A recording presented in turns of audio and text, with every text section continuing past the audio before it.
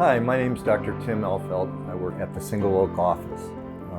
I'm an obstetrician gynecologist. Been practicing in the Temecula area for 30 some years.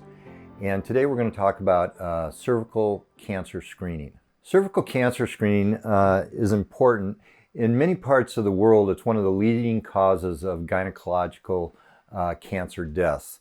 But since the 1950s in the United States, we've been doing screening with pap smears. And so in the United States, cervical cancer has become much less common than in other parts of the world where they don't do it.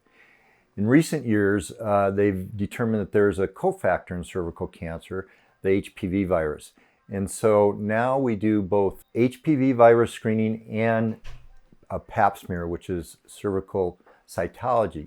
It's important because it eliminates cervical cancer. It's a very rare occurrence now in the United States. We start screening for cervical cancer with young ladies that are 21 years old, and the recommendation currently is until 65 years of age. There have been some questions about that, and there are some examples where you may screen past age 65. Recently, there have been changes in the timing of pap smears. Starting at age 21, is what is recommended, and then every 3 years until the age of 30. At age 30, we start doing pap smears and HPV screening. And once you've had 2 negative exams, you can go to every 5 years of screening.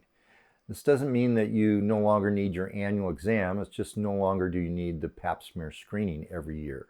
I think when you come in to talk to your doctor about cervical cancer screening, you want to ask about the HPV virus, what puts you at risk. There are risk factors besides the HPV virus that increase your risk for cervical cancer, including early onset of intercourse, multiple sexual partners, smoking, and several others.